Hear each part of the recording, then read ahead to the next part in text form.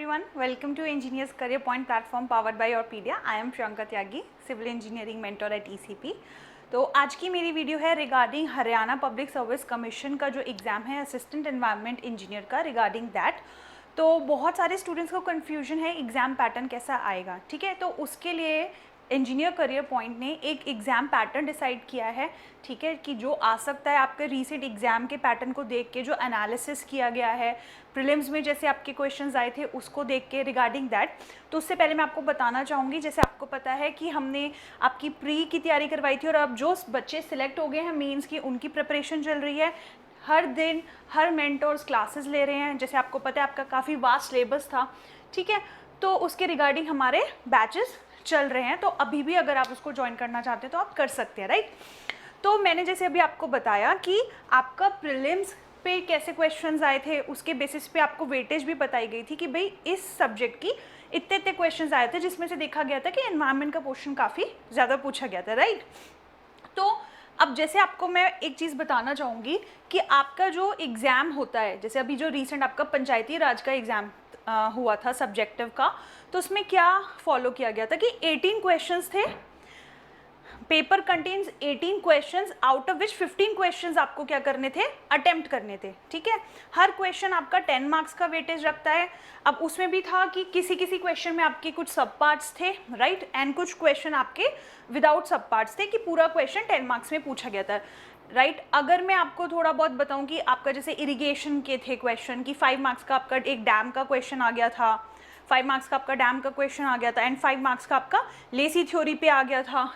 कुछ सब्जेक्ट्स जो हमारे मिलते जुलते हैं इस एग्ज़ाम से उसको मैं कंपेयर करके आपको बता रही हूँ।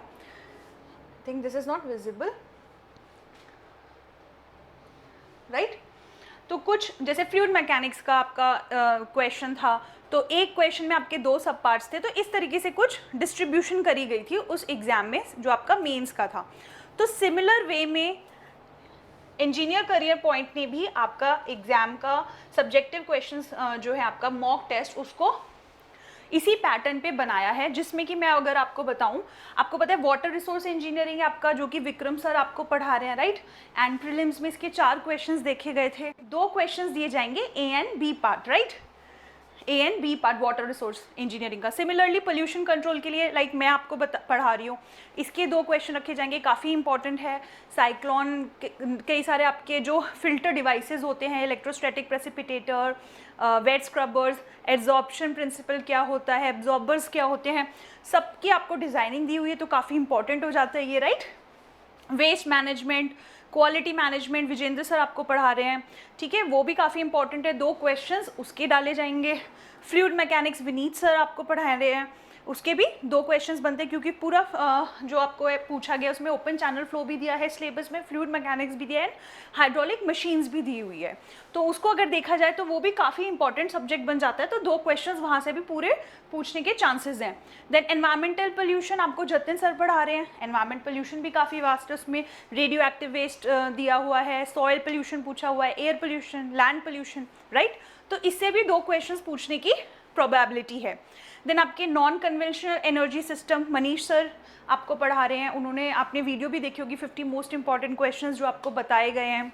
तो इस तरीके से हर एक जो आपका चैप्टर है या सब्जेक्ट्स बोल लीजिए आप, सबकी कितनी इम्पोर्टेंस है, कितना सिलेबस है, उसके रिगार्डिंग पूरा एक पैटर्न बनाया गया है।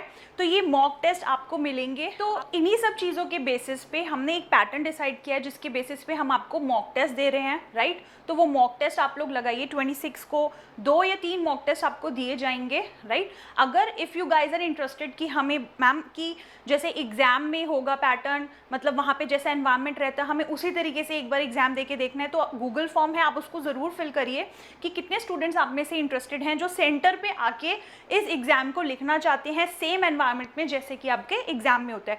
क्योंकि क्या होता है, आप घर पे भी इसको लिख सकते हैं, नो डाउट, बट अगर एग्ज़ाम जैसा सेंटर पे माहौल बनता है ना, वहाँ पे जाके जो नर्वसनेस होती है, सारी चीज़ सेम एग्ज़ाम का माहौल बनाने के लिए अगर आप सेंटर पे आके देना चाहते हैं तो आप ज़रूर उस गूगल फॉर्म को फिल कीजिए। तो ये कुछ मॉक टेस्ट हैं जो आप लोग अवेल कर सकते हैं, ठीक है। इनको लगाइए, मेंटर्स आपको डिटेल आंसर्स देंगे कहाँ पे आपकी क्या गलती रही है।